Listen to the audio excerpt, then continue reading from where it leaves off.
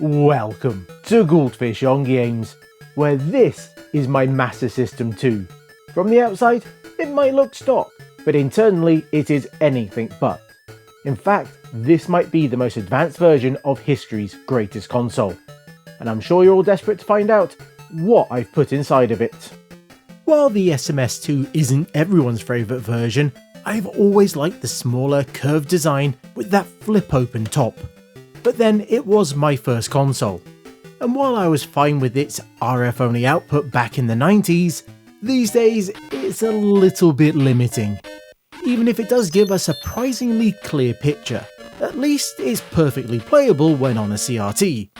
Via capture, well, the issues are really magnified. It's a huge step down from the composite and RGB that both the Long Boy and the Mega Drive could provide. So let's correct that.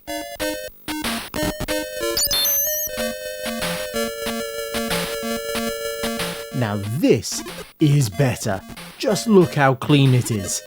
And this is via a Mega Drive 2 style connector. And this might be the best image quality I've ever seen of a Master System game that's not emulated. And to get this result, I used the Consoles Unleashed Active RGB kit. That is made up of a few boards, the video connector and then the circuit itself. But to fit this, we're going to have to remove the RF can, as we will be using the space on the board and the hole in the case. And be careful with those soldered tabs, as they were twisted on mine, so it did make it a little bit more tricky to remove.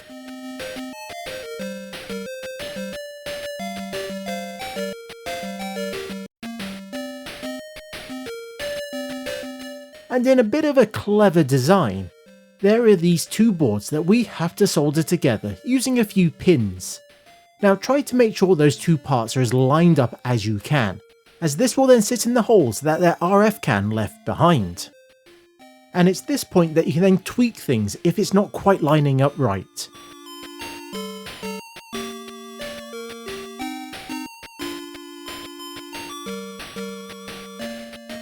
Because into the groove we're going to be soldering that video connector, but upside down. Now this was actually one of the more tricky parts for me, with trying to get the solder to hold to both the connector and the board at the same time. But with more heat and time, it's pretty much solidly in place now, and you're going to want to make sure that this is as solid as possible, as this is going to take all the brunt of the cable being inserted and removed.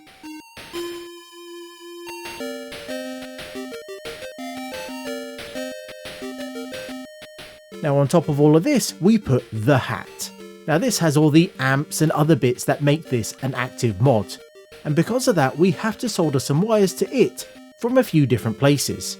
Where those places are will come down to which revision of the console you've got, so please refer to the Consoles Unleashed website.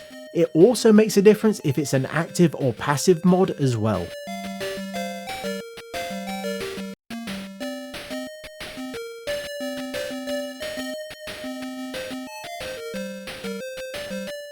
But with all that done, even if it's not the neatest job I've ever done, the results are simply stunning.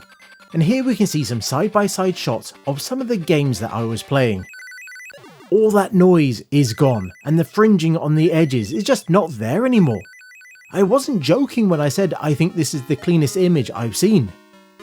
Now this does mean that some of the dithering effects don't come off quite right, but it does mean that I can more easily capture footage, and I don't need to use the TV to act as an RF to composite converter. You might be thinking that Sonic, well, he seems a little slow here, and the music isn't as fast and as bouncy as normal, and you would be right, as the original Sonic wasn't updated for PAL regions, even if back in the 90s I had no idea that this was meant to feel sluggish, as I completed it multiple times in this mode. But I feel we can change that.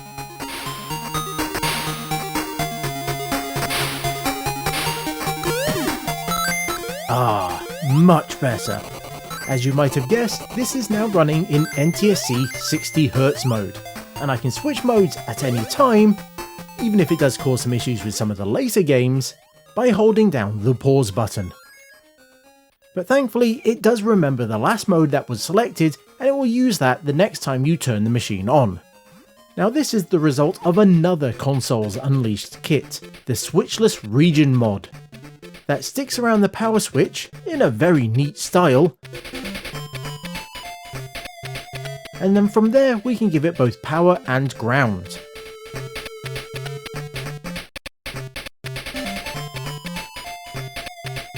And then we get to the tricky part.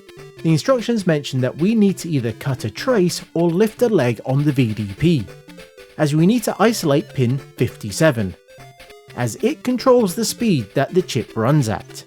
Now I opted to lift the leg as I'm not a big fan of cutting traces. And with the desolder gun, this wasn't too difficult. A wire then has to be fitted between the leg and the board.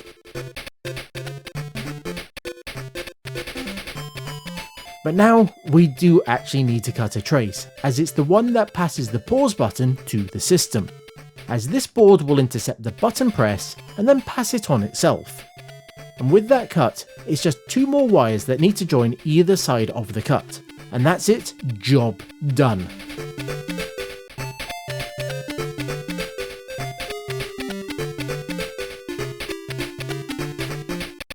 For some games, you can easily change the speed at any time at all, and that is because the game wasn't ported. It's the same code running at both 50 or 60 Hz, which is why it sounds and moves much slower. But for games that had some amount of effort expended on it, things get a little weird if you try to switch it while running, as the music will sound way too fast.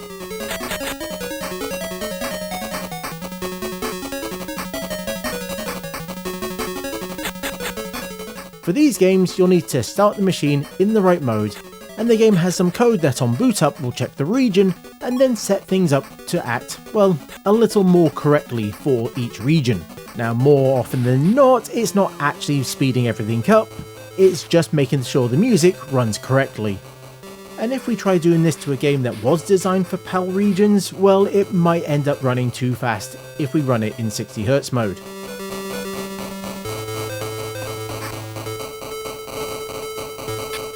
If you were wondering about those extra parts that came with the mod, well, those were to fit a light pipe into the power switch, with the board actually being a guide to help you draw the hole into the plastic.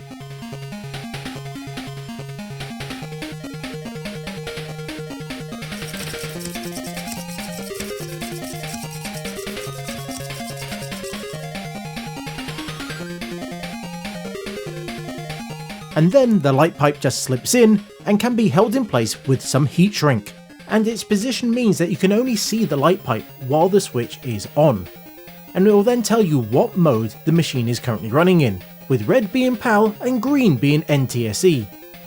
And I have to say, this is a very nicely designed bit of kit. Now, as while I was playing R-Type, I got thinking, I wonder if I could get this game to, if not sound better, at least different. Well, let's try holding down the pause button again.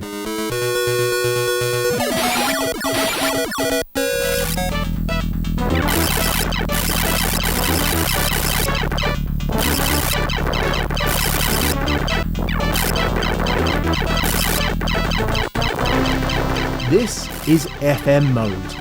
Now, a number of games featured soundtracks that could make use of a Yamaha 2413 OPL chip, that in Japan was sold as an add-on that you could attach to the Mark III. The Master System 1 sort of had the right slot required for this upgrade, but it was hidden inside. But when it came to the SMS2, that was completely cost reduced out. So you might think that Tim Worthington's SMS FM board would be a little useless on this machine, and you would be right if it wasn't for the last of the Console Unleashed upgrades, a board that restores that missing connector, and has to be soldered to the underside of the cart slot. Thankfully, not all the pins need to be connected, but it is enough that it does take a bit of work and time.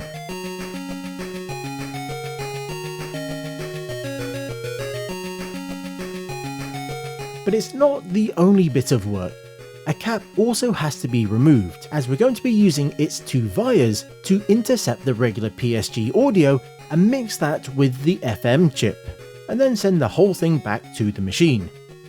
Now this is all detailed on their websites, and differs from machine to machine, so it's best not to follow me too closely if just because my work at this is awful.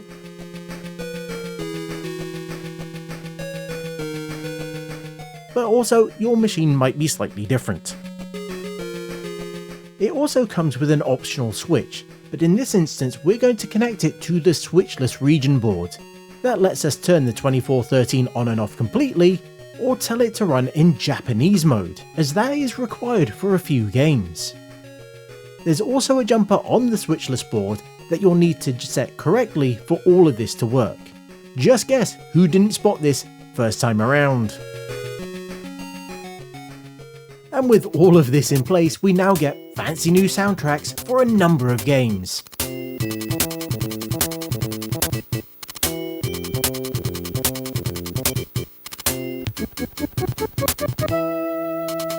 Now there's a list of which games support this, and for some of them it's only from the games from particular regions that have it, or you might need to set it to that Japanese BIOS mode. And I do think this whole thing is really cool, but I'm not sure all the soundtracks are actually better, as I do have a big soft spot for the regular PSG that's in this SMS, and it is really quite random which games have this option. Like for example, none of the Sonics have an FM soundtrack.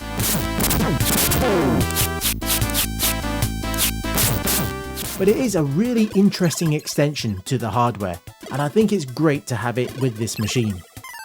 And while I was playing Wonder Boy, I kept thinking, wouldn't it be great if I didn't have to get up and walk across the room to hit that pause button to bring up its menu?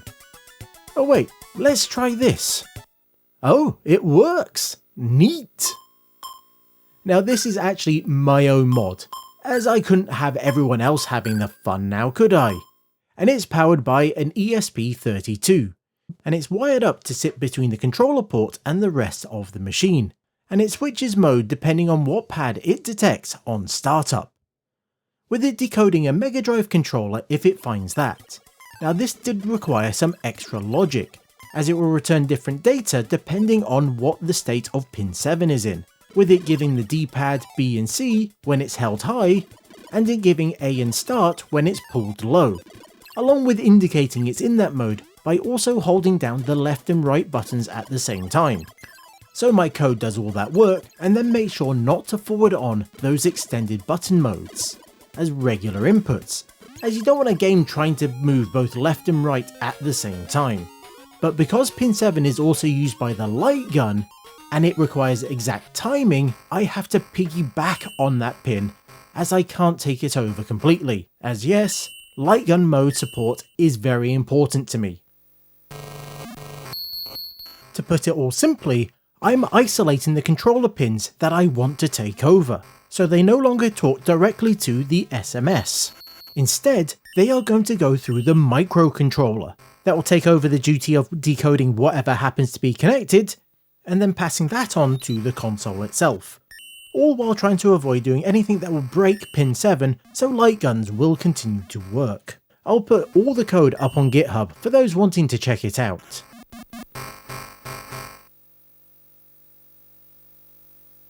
Now fitting this isn't too difficult, as I removed the EM filters for the pins that were required,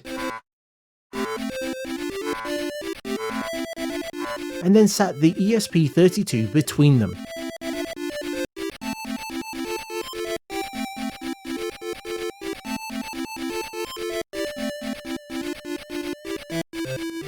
And then the start button was fed to the pause button, and for the A button, I decided to follow what Dudley of Yesterday suggested, which is for it to act like a button 2. That way you have 2, 1, 2 as you go across the pad. So you have either layout if you think the game got it wrong. But I could use it for anything else. In theory, we could hook this up so it acted as a reset, seeing they also removed the reset button from the machine. I did mention how they massively cost reduced this console, didn't I? Now there isn't anything here that couldn't be done with a Pi Pico or even just a regular Arduino. I just used the ESP32 as I had a bunch spare and they are extremely cheap and quick to code for. But the others, they might actually be better, as I managed to fry a few of these boards while testing this all out. As the console, well, it uses 5 volts and these really only deal with 3.3. A few resistors have helped mitigate this problem, but I wouldn't be surprised if this stops working in the future. But with removing those EM filters, and then using those holes as its way of interacting with the console, it means I can easily restore this back to stock if needed. I have seen some other mods that cut the traces completely, and that felt a little like overkill. One thing this doesn't fix is those few games that for whatever reason were coded up to pull pin 7 low, and thus it stops the Mega Drive pad from working, as it's constantly thinking it needs to send left and right and start an A. And this includes games like Wonder Boy in Monsterland, a game that really would have benefited from having the start button act as pause.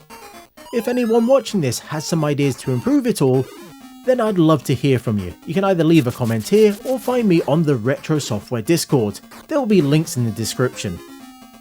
Now, having the pause button on the controller is nice for those games that really use it for more than just pausing the title, and there are a surprising number of them. And while many of the basic ones are just additional status menus or maps, others might even trigger items. So having to walk over to the machine to activate that, well, for the most part isn't the end of the world. It might be a bit annoying, but for other games, it can be the difference between life and death. So it is nice to have it right here on my controller. Now there are other mods that you can do that requires drilling holes in the controller and then adding additional buttons, but I thought this was a little bit neater. And one thing I could add in the future is support for Bluetooth controllers, which could be quite neat. As you can imagine, I am extremely happy with how all of this has turned out. And I think this SMS2 Pro is complete, as outside of a few niche mods that correct video timings, I don't think there's many more that I could add to this machine. But if you do think of anything, then you can let me know in the places I've already mentioned.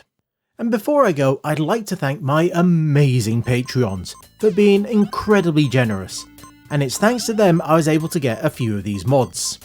And if you'd like to join them for free, then you too could get benefits like getting to see videos like this a whole week early and advert free, getting to see your name on the screen, as well as getting sneak peeks of what's coming up. Then there will be links in the description. And until next time, I was the Goldfish. That was a lot of stuff packed into a small amount of space, and this was Goldfish on Games.